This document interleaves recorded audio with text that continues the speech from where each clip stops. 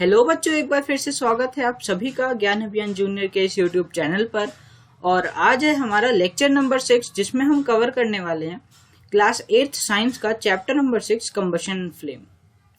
तो आज है हमारा लेक्चर नंबर 6 और इससे पहले जो है हमारे चैप्टर 1, चैप्टर 2, चैप्टर 3, चैप्टर 4 और चैप्टर 5 तक के जो सारे लेक्चर हैं वो चैनल पर अपलोड हो चुके हैं और उन वीडियोस के लिंक आपको इसी वीडियो के डिस्क्रिप्शन बॉक्स में मिल जाएगा। तो अगर आपका कोई भी चैप्टर छूट रहा है ना, या जैसे आपका चैप्टर 1 नहीं हुआ या 2 नहीं हुआ या आपको समझ में नहीं आया ढंग से, तो आप इसी वीडियो के डिस्क्रिप्शन बॉक्स में जाके और वीडियो की लिंक के ऊपर क्लिक करके आप वो वीडियो लेक्चर फिर से देख सकते हो। तो इसी के साथ आज का जो लेक्चर है वो हम शुरू करते हैं। एक बात और मैं आपसे कहना चाहूंगा कि जैसे मैंने आपको 5 चैप्टर 5 चैप्टर्स पढ़ा दिए हैं, तो आपको वीडियोस कैसी लग रही है, आपको समझ में आ रहा है कि नहीं आ रहा है, ये बात आप मतलब वीडियोस के कमेंट में मेरे को बताया करो, ठीक है। तो आज का चैप्टर हम शुरू करते हैं, कंबशन फ्लेम। तो इसमें हमारा जो हमारा एम क्या है ना, जैसे कि हमारी परंपरा चलती आ रही है। तो आवर एम है हमारा पहला, हम कंबशन के बारे में पढ़ेंगे, कंबशन क्या होता है। सेकेंड, हम फ्यूल के बारे में पढ़ेंगे, फ्यूल क्या होता है ना। कंबशन कर रहे हैं, अगर कंबशन हो रहा है तो किसी सब्सटेंस का कंबशन हो रहा होगा, तो उस सब्सटेंस को क्या कहते हैं, उसे फ्यूल कहते हैं, ये हम देखेंगे। एक गुड फ्यूल क्या होता है, ignition temperature, controlling fire, structure of flame, जो कैंडल में जो फ्लेम जलता है उसका क्या स्ट्रक्चर होता है, और इफेक्ट्स ऑन एनवायरनमेंट की एनवायरनमेंट के ऊपर क्या इफेक्ट होता है। तो हर चैप्टर का जो ये लास्ट में आता है ना पार्ट, इफेक्ट्स ऑन एनवायरनमेंट, ये ना बहुत इंपॉर्टेंट है। ये ना बार बार इफेक्ट्स ऑफ एनवायरनमेंट से ना क्वेश्चन आता है, क्योंकि जो सीबीएसई है या स्कूल्स है वो ये चाहते हैं कि आपको एनवायरनमेंट के बारे में पता चले। तो इसलिए क्वेश्चन पेपर में भी ना बार बार जो है इफेक्ट्स ऑफ एनवायरनमेंट से हर चैप्टर के जो लास्ट में आता है, मतलब ज्यादातर जो चैप्टर के लास्ट में आता है इफेक्ट्स ऑफ एनवायरनमेंट, यहाँ से क्वेश्चन फ्रेम होते हैं। तो चलो शुरू करते हैं कंबशन से। Combustion, a chemical process in which substance reacts with oxygen to give off heat, is called combustion. तो कंबशन क्या है, एक प्रोसेस है। कंबशन क्या है, एक प्रोसेस है जिसमें एक सब्सटेंस रिएक्ट करता है ऑक्सीजन के साथ। ऑक्सीजन का केमिकल सिंबल क्या होता है, O2। तो एटमॉस्फेरिक, जो हमारे एटमॉस्फेयर में ऑक्सीजन प्रेजेंट है, उससे एक सब्सटेंस रिएक्ट करता है और हीट या लाइट प्रोड्यूस करता है, या साथ में हीट और लाइट भी प्रोड्यूस करता है या ग्लो करता है, और उस प्रोसेस को हम कंबशन कहते हैं।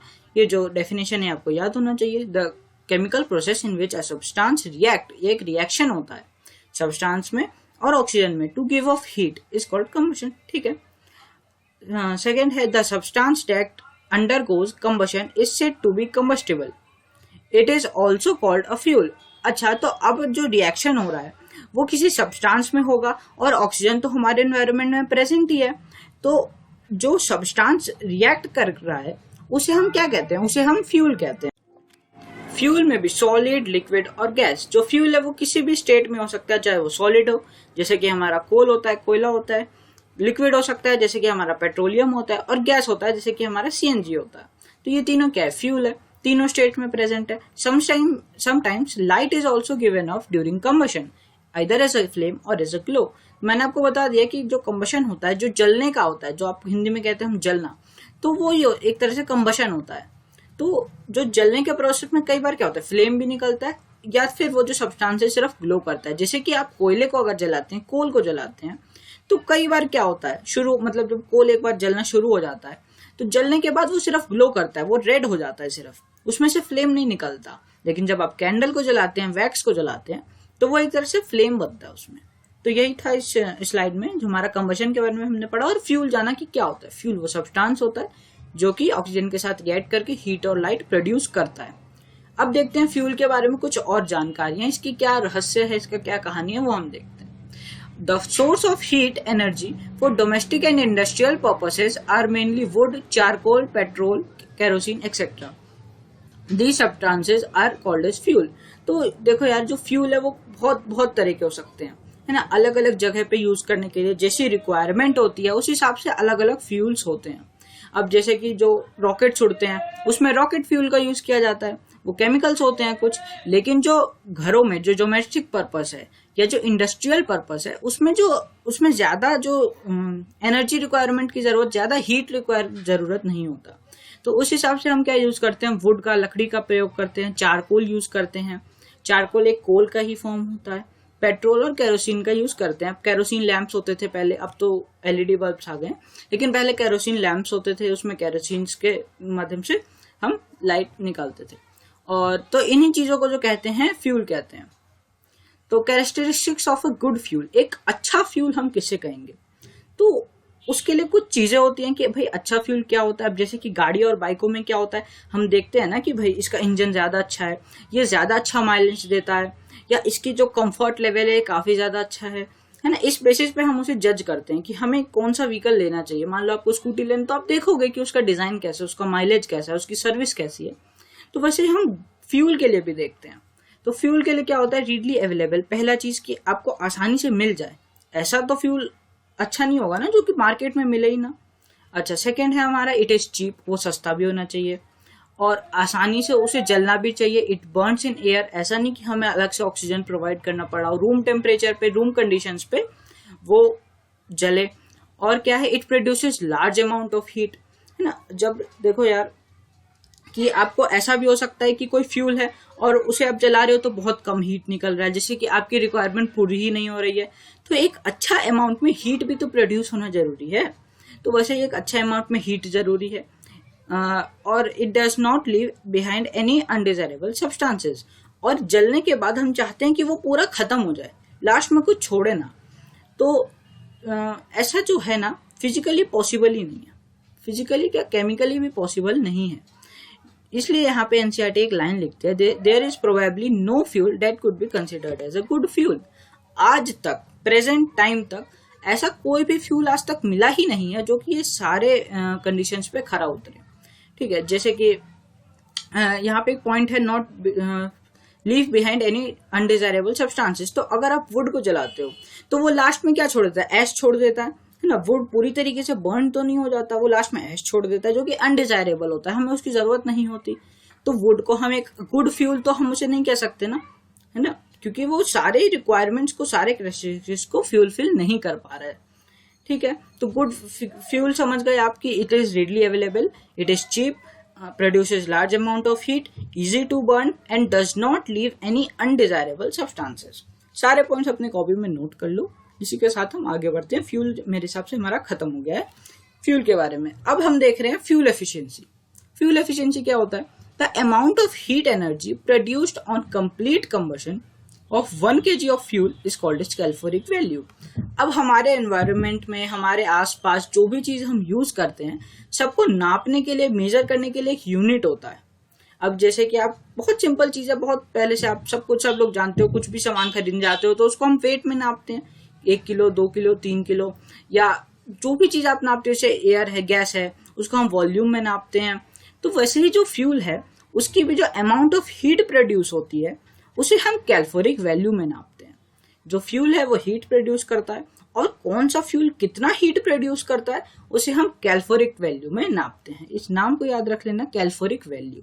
जैसे आपका केजी होता है किलोग्राम, वॉल्यूम होता है वॉल्यूम, तो वैसे ही क्या होता है किलो, कैलोरीफिक वैल्यू। ठीक है, तो calorific value of a fuel expressed in a unit called its calorific value. तो जो कैलोरीफिक वैल्यू एक फ्यूल का है उसे हम ऐसे ही कहते हैं कि ये इसका कैलोरीफिक वैल्यू है। फॉर एग्जांपल, वुड का जो कैलोरीफिक वैल्यू होता है वो करीब 17,000 से 22,000 तक का होता है, ऐसे हम इसे रेफर करते हैं। The calorific value of a fuel is expressed in a unit called kilo joule पर केजी। तो इसका जो यूनिट होता है ये होता है, कैलोरीफिक वैल्यू का जो यूनिट होता है ये होता है किलो जूल पर केजी। ये भी आपको याद होना चाहिए। तो वैसे यहाँ पे एक टेबल दी हुई थी एनसीईआरटी में जिसमें कि आपको अलग अलग फ्यूल के पता चलता है कि कौन कितना हीट प्रोड्यूस करता है। तो आप देख सकते हो कि कौन कितना हीट प्रोड्यूस करता है, इसको याद रखने की बिल्कुल भी जरूरत नहीं है। तो आपको फ्यूल एफिशिएंसी से यही याद रखना था कि कैलोरीफिक वैल्यू क्या होता है, और ये वाली डेफिनेशन जो आपकी पहली डेफिनेशन है। अभी जो हमने दो चीजें खत्म कर ली है, एक है कंबशन और दूसरा है फ्यूल। तो इन दोनों के बारे में हम जान चुके हैं। अब आगे बढ़ते हैं। अब है हमारा इग्निशन टेम्परेचर। इग्निशन टेम्परेचर क्या होता है? Ignition temperature is the lowest temperature at which a substance catches fire. तो इग्निशन टेम्परेचर वो कम टेम्परेचर है ना, सबसे कम टेम्परेचर जो कि एक सब्सटेंस को रिक्वायर्ड होता है उसको फायर कैच करने के लिए। फॉर एग्जाम्पल मैं आपको बताता हूँ कि जो केरोसिन ऑयल होता है और कोल होता है, इन दोनों का एग्जाम्पल लो, केरोसिन ऑयल और कोल। तो केरोसिन ऑयल जो है उसका इग्निशन टेम्परेचर काफी कम होता है और कोल का इग्निशन टेम्परेचर कंपैरेटिवली ज्यादा होता है।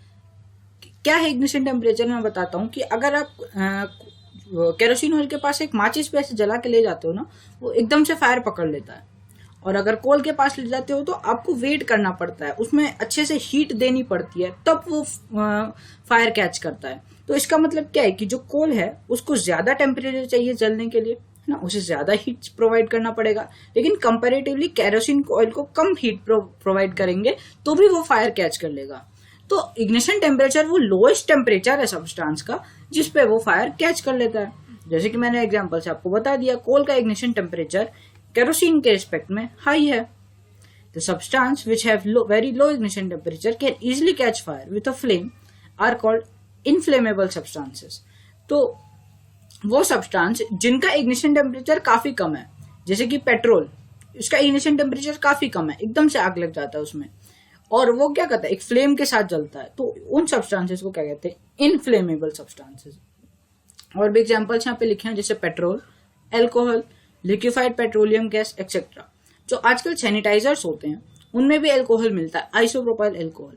तो एल्कोहल जो है एक इनफ्लेमेबल सब्सटेंसेस है, तो आप सैनिटाइजर पर भी देखना पीछे लिखा रहता है इनफ्लेमेबल, तो उसमें भी अगर माचिस लगाओगे तो वो एकदम से वो फ्लेम के साथ जलेगा। ठीक है, तो अब और देखते हैं कंट्रोलिंग फायर। अब हमने फायर लगा लिया ना, फायर कोई सब्सटेंस है उसमें हमने कंबशन किया, फायर उसको इग्निशन टेम्परेचर इंट्रोड्यूस किया, वो कंबशन होना स्टार्ट हो गया, तो उसमें से फ्लेम भी निकलेगी, हीट भी निकलेगी, तो उसे हमें कंट्रोल करना भी जरूरी होता है। वो क्यों, वो कैसे होगा, कंट्रोल कैसे होगा? सिंपल बात है यार, कभी बिल्डिंग में आग लग जाती है, घर में आग लग जाती है, तो उसे कंट्रोल करना होता है। वो कैसे होता है? तो जो हमारा पहली चीज होता है वो होता है water. Water cools down the combustible material so that its temperature is brought below it's ignition temperature. तो अगर हम इग्निशन टेम्परेचर पे जो सब्सटेंस है वो फायर कैच कर लेता है, तो अगर हम सब्सटेंस को उसके इग्निशन टेम्परेचर से कम कर दें तो फायर बुझ जाएगी। सीधा उल्टा कर देना, जैसे कि इग्निशन टेम्परेचर पे सब्सटेंस फायर कैच कर रहा है, तो इग्निशन टेम्परेचर से कम कर दो उसका टेम्परेचर, तो फायर बुझ जाएगी। वही वाटर करता है। This prevents the water fire from spreading. Water vapour सरा, अच्छा, तो वाटर क्या करता है, जो कंबस्टेबल मटेरियल है उसके ऊपर हम वाटर डालते हैं, तो उससे क्या होता है, वो ठंडा हो जाता है और फायर बंद हो जाता है। दूसरा क्या होता है कि water vapour also surround the combustible material helping the cutting of the supply of air. तो कोई भी चीज ना तभी तक जलेगी जब तक उसे एनवायरनमेंट में से ऑक्सीजन मिलता रहे। तो वाटर, तो फायर जो होता है वो काफी ज्यादा गर्म होता है, उसमें काफी ज्यादा हाई टेम्परेचर होता है, उसके ऊपर वाटर डालते हैं तो उसमें से वाटर वेपर भी रिलीज होता है ना, पानी की भाप भी निकलती है।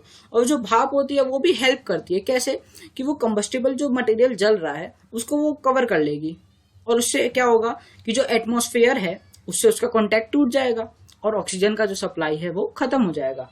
तो ऐसे जो वाटर है वो हेल्प करता है फायर को कंट्रोल करने में। तो उसका मेन काम क्या था, इग्निशन टेम्परेचर को कम कर देना। सेकेंड है हमारा फायर एक्सटिंग्विशर। तो fire extinguisher, the job of fire extinguisher is to cut off the supply of air. तो वाटर का जो मेन काम था क्या, इग्निशन टेम्परेचर को कम करना, इग्निशन टेम्परेचर से कम करना। और फायर एक्सटिंग्विशर का काम है उसका ऑक्सीजन के साथ संपर्क ही काट देना, है ना, बिल्कुल उसका जो सप्लाई ऑफ ऑक्सीजन है उसी को खत्म कर देना। तो और bringing down the temperature of fuel, और बोथ, या तो टेम्परेचर का फ्यूल कम कर देता है या दोनों काम कर देता है, लेकिन इसका जो मेन काम है वो है cut off the supply of air. Fire extinguisher का एक ऐसा कैन होता है, एक सिलेंडर होता है जिसमें कि कार्बन डाइऑक्साइड गैस कंप्रेस करके भरी हुई होती है, और जैसे ही हम उसे ऑन करते हैं उसमें से कार्बन डाइऑक्साइड रिलीज होता है। तो जो भी सब्सटेंस जल रहा है हमारा, उस कार्बन डाइऑक्साइड गैस सराउंड कर लेती है, और जैसे ही सराउंड करती है उसको ऑक्सीजन मिलना खत्म हो जाता है और वो जो चीज है वो बुझ जाती है। ठीक है, ये दो चीजें थी जो हमें पढ़ना था कंट्रोलिंग फायर को कंट्रोल करने के लिए। अब है टाइप्स ऑफ कंबशन। कंबशन हमने जाना कि एक प्रोसेस होता है जिसमें ऑक्सीजन के प्रेजेंस में हीट और लाइट जो है इवॉल्व होती है। टाइप्स ऑफ कंबशन, कंबशन के टाइप्स देखते हैं। Rapid combustion, the gas burns rapidly and produces heat and light, such combustion is known as rapid combustion. तो जैसे कि गैस होती है, उसे जैसे ही हम बर्न करते हैं, जैसे ही हम उसके आगे एक मैच स्टिक लेके जाते हैं, वो रैपिडली बर्न होता है, रैपिडली उसमें आग लगता है, बहुत तेजी से आग लगता है और हीट और लाइट प्रोड्यूस करता है, तो इसलिए उसे रैपिड कंबशन कहते हैं। There are substances like phosphorus which burn in air at room temperature. जैसे फॉस्फोरस एक केमिकल होता है, एक सब्सटेंस होता है जो कि रूम टेम्परेचर पे ही कम हो बर्न होने लगता है। इसका मतलब क्या है, उसका इग्निशन टेम्परेचर बहुत बहुत कम है कि रूम टेम्परेचर पर भी उसमें आग लग जाता है। स्पॉटेनियस कंबशन, तो इसमें क्या होता है, the type of combustion in which a material suddenly burns into flame without the application of any apparent cause is called spontaneous combustion. तो इसमें क्या होता है कि ये एक ऐसे तरह का कंबशन होता है जिसमें कि जो मटेरियल एकदम से बर्न होने लगता है फ्लेम्स में बिना किसी एपरेंट कॉज के, तो वो होता है स्पॉटेनियस कंबशन। थर्ड है हमारा एक्सप्लोजन। एक्सप्लोजन क्या होता है, a sudden reaction of in which takes place with evolution of heat, light and sound. Explosion जो है वो आपका मेन है, इसी से क्वेश्चन आता है, एक्सप्लोजन से और रैपिड कंबशन से। तो एक्सप्लोजन से क्या होता है कि एकदम से एक रिएक्शन होता है और उससे साउंड भी प्रोड्यूस है, हीट लाइट के साथ साउंड भी प्रोड्यूस होता है। A large amount of gas is also formed in the reaction. एक लार्ज अमाउंट ऑफ गैस भी इसमें रिलीज होता है इस रिएक्शन में। और ऐसे रिएक्शन हमें कहाँ मिलते हैं, हमें पटाखों में मिलते हैं, फायर क्रैकर में मिलते हैं, जो बॉम्ब्स होते हैं उनमें मिलता है, उसमें एक्सप्लोजन होता है, ठीक है। उसके इसीलिए जो क्रैकर्स है उसमें से साउंड रिलीज होता है। तो हमने ये देख लिया टाइप्स ऑफ कंबशन, 3 तरह के कंबशन हमने देखे, रैपिड, स्पॉटेनियस और एक्सप्लोजन। मेन इसमें एक्सप्लोजन है जो कि आपको ध्यान से याद रखना है, क्वेश्चन यहाँ से फ्रेम होंगे, आपको याद रखना है। स्ट्रक्चर ऑफ फ्लेम, अब जो कैंडल है उसमें से फ्लेम निकलती है, उस फ्लेम का क्या स्ट्रक्चर है वो देखते हैं। तो कुछ इस टाइप की ही फ्लेम निकलती है हमारे पास। तो इसका जो सबसे ऊपर वाला हिस्सा होता है ये हॉटेस्ट पार्ट होता है, मतलब मीन्स जो यहाँ का मिडल का जो हिस्सा है या जो नीचे का हिस्सा है वो उतना ज्यादा ही हॉट नहीं होगा जितना ज्यादा इसका सबसे ऊपर वाला हिस्सा होगा। The outer zone is completely the outer zone of complete combustion blue. जो ये आउटर जोन होता है, आप ध्यान से जब ऑब्जर्व करोगे ना तो जो फ्लेम का जो आउटर जोन होता है उसका क्या कलर होता है, उसका कलर होता है ब्लू। यहाँ पे जो कंबशन है कंप्लीट कंबशन होता है। अब जो मिडल पार्ट है उसमें क्या होता है, मॉडरेटली हॉट। तो middle part of partial combustion, जो फ्यूल है जो आपका वैक्स है उसका जो कंबशन होता है, जो कितना वो जल चुका है, मान लो जैसे कि फॉर एग्जांपल मैं आपको समझाता हूँ। जैसे कि वैक्स में हमने थ्रेड लगाया, कैंडल बनाया, तो मान लो कि हमने यहाँ से वैक्स को ऐसे बर्न किया, तो यहाँ पे इतने एरिया में सबसे नीचे वाले एरिया में सिर्फ 10% वैक्स बर्न हुआ, ठीक है। तो बचा कितना, अभी 90% बर्न होना बचा है। अच्छा, जब तक वो मिडल लेयर में फ्लेम पहुंची तो वहां तक 70% कंबशन हो गया। तो 70 और 10 80% कंबशन हो गया। और जो सबसे ऊपर है यहाँ पे कंप्लीट कंबशन हो गया, जो 20% बचा था वो भी खत्म हो गया। तो यहाँ पे जो सबसे ऊपर वाला हिस्सा होता है इसका कलर ब्लू हो जाता है, क्योंकि यहाँ पे जो कंबशन है वो कंप्लीट हो जाता है, और यहाँ पे कंबशन कंप्लीट हो जाता है इसलिए सबसे ज्यादा हॉटेस्ट पार्ट होता है। बीच वाले में थोड़ा कंबशन होता है इसलिए वो मॉडरेटली हॉट होता है। तो middle zone of partial combustion, मतलब पार्शियल कंबशन, तो इसका कलर क्या होता है, येलो होता है। और लीस्ट हॉट, सबसे कम हॉट, सबसे नीचे जो पॉइंट वाला इलाका होता है वहां पे सबसे कम हॉट होता है।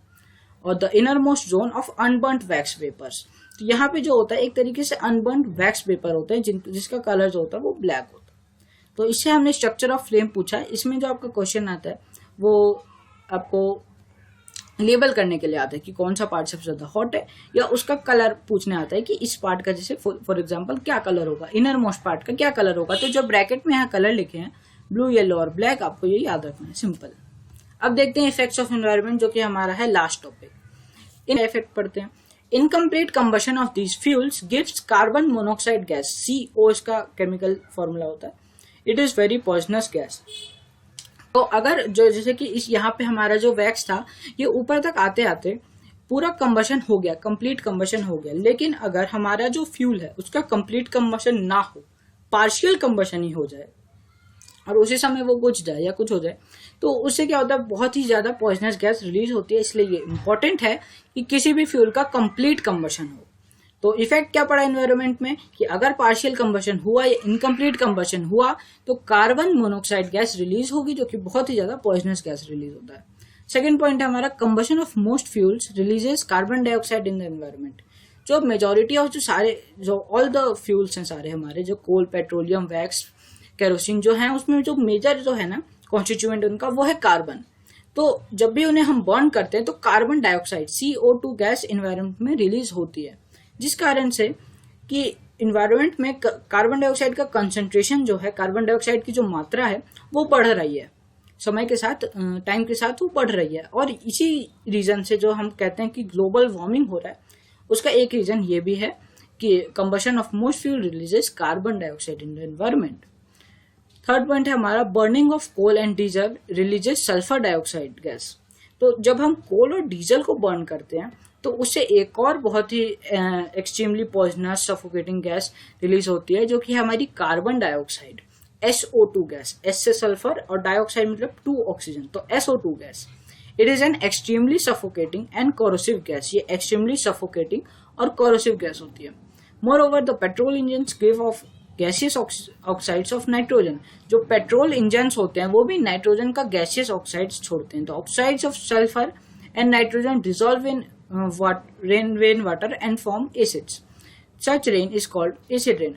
तो जो ये oxides of sulphur and oxides of nitrogen जो है, और सल्फर डाइऑक्साइड गैस भी जो है, ये आपने 7th क्लास में पढ़ा ही होगा, लेकिन फिर भी यहाँ पे दिया हुआ है तो एक बार सुन लो कि जो ऑक्साइड्स ऑफ सल्फर और नाइट्रोजन जो हैं जब एटमॉस्फेयर में मिक्स हो जाते हैं तो ये क्या होते हैं, बहुत ही ज्यादा हाई एल्टीट्यूड पे रहते हैं, और उसके बाद जब बारिश होती है ना तो वो रेन वाटर के साथ डिसॉल्व होकर नीचे आते हैं। ऐसी रेन को क्या कहते हैं, एसिड रेन होता है। एसिड रेन कहते हैं। इससे हमारे बिल्डिंग्स पे जो इंफ्रास्ट्रक्चर है उसके ऊपर भी प्रभाव पड़ता है, जो क्रॉप्स होते हैं उनके ऊपर भी प्रभाव पड़ता है। ठीक है, तो ये होता है हमारा एसिड रेन, जिसके बारे में आप पहले से जानते हो। तो इसी के साथ हो जाता है हमारा चैप्टर खत्म। जो चैप्टर 6 था कंबशन एंड फ्लेम, वो आपका पूरा खत्म हो चुका है। मैं आशा करता हूँ कि आप लोगों को पूरा चैप्टर समझ में आया होगा। लेक्चर कैसा लगा वो नीचे कमेंट बॉक्स में बता देना, और अगर और कोई लेक्चर हो तो उसका भी जो लिंक है डिस्क्रिप्शन बॉक्स में है ही। तो सब कुछ अपना जो साइंस है उसे खत्म कर लेना। अब मैं आपको मिलता हूँ चैप्टर 7 के साथ, तब तक के लिए बाय।